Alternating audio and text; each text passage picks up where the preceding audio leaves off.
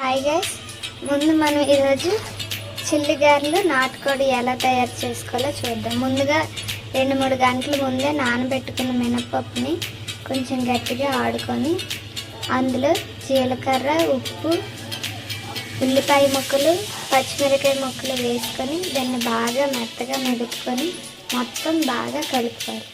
తర్వాత చేతికి కొంచెం నీళ్ళు తడి చేసుకొని గారెని మెత్తగా రౌండ్ షేప్లో వచ్చినట్టు వేసుకొని మనం ముందుగానే ఆయిల్ని స్టవ్ పైన వేడి చేస్తూ ఉండాలి. అందులో దించాలి ఈ గారెని. మంచిగా చూడండి ఎంత బాగా పొంగుతున్నాయి. ఇందులో ఏ సోడా గుండ అలాంటివి ఏమీ యాడ్ చేయని అవసరం లేదు. మంచిగా పిండి ఫ్రెష్గా మంచి మినపప్పు వాడితే బాగా గారెలు పొంగుతాయి. గారెలు వేస్తూ ఓ పక్క దాన్ని అటు ఇటు కలుపుకుంటూ మళ్ళీ ఒక్క సైడే ఉంచిస్తే అది ముద్దలాగా అయిపోయి మళ్ళీ గారెలు మొత్తం ఇలా గోల్డెన్ బ్రౌన్ కలర్లో వచ్చేటట్టు చూసుకోవాలి. అవి బయటే కాదు లోపల కూడా క్రిస్పీగా అయ్యేటట్టు బాగా ఉడికేలా చూసుకోవాలి. ఉడికిన తర్వాత దాన్ని మనకి తెలిసిపోతుంది గారె స్ట్రక్చర్ ఎలాగుందో. దాన్ని ఒక సైడ్కి తీసుకోవాలి. ఇటు సైడ్ నాటుకోడి కోసం ఒక కళాయి పెట్టుకొని అందులో కొంచెం ఆయిల్ వేసుకొని ఒక 2-3 ఉల్లిపాయలు సన్నగా తరుముకొని వేసుకోవాలి. అవి బాగా ఫ్రై అవ్వాలి.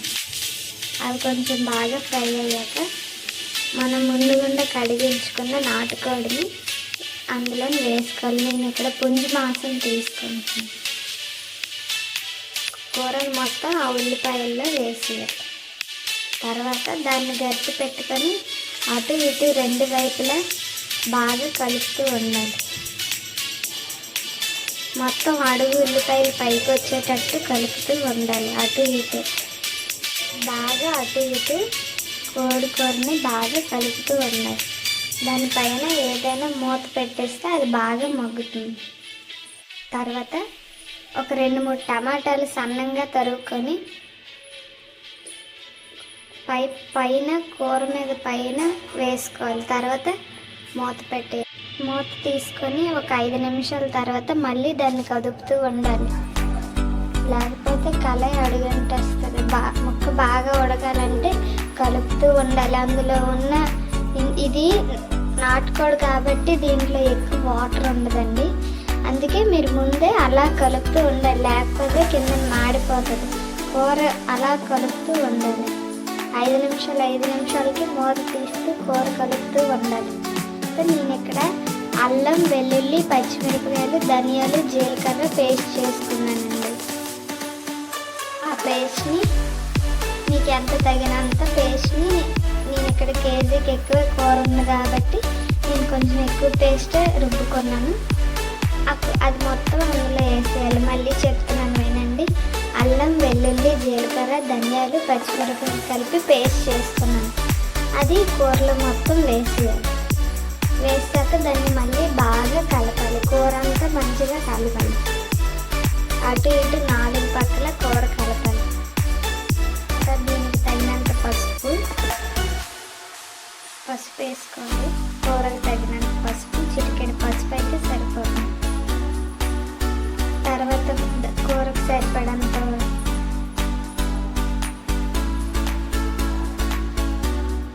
ఉప్పు, కూరకు సరిపడినంత ఉప్పు వేసుకోవాలి. తర్వాత కూరకు సరిపడంత కారం వేసుకోవాలి.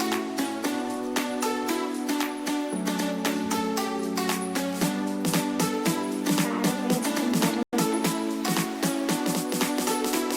తర్వాత కూర మొత్తం ఉప్పు, పసుపు, కారం కూర మొత్తం కలిసేలా 2-3 నిమిషాలు కలుపుకోవాలి.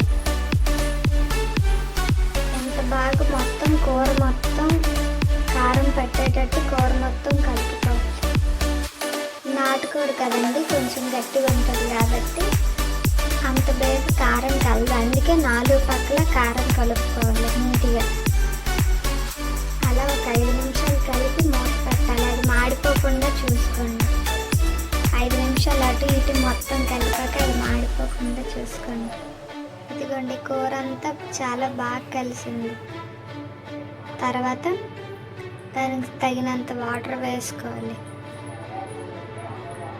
ఇక్కడ నా కళాయి చిన్నదైపోయింది, కూర ఎక్కువైపోయింది, నాకు సరిపోలేదు. మీరు కొంచెం వండేటప్పుడు ఎక్కువ కూర అయితే పెద్ద దాంట్లో వండుకోండి. దానికి సరిపడా వాటర్ వేసుకున్న తర్వాత మనకు గారెల్లో కాబట్టి మనకు కొంచెం గ్రేవీ ఎక్కువ ఉండాలి. సో నేను ఎక్కువ వాటర్ వేసుకున్నాను. అందుకే మీకు ఎంత కావాలంటే తగినంత అంత వేసుకోవచ్చు. అలా మూత పెట్టి వదిలిస్తే కూర ఇలాగా బాగా చక్కగా ఉడుకుతుంది. అందులో కొంచెం కస్తూరి మేతి యాడ్ చేస్తాను.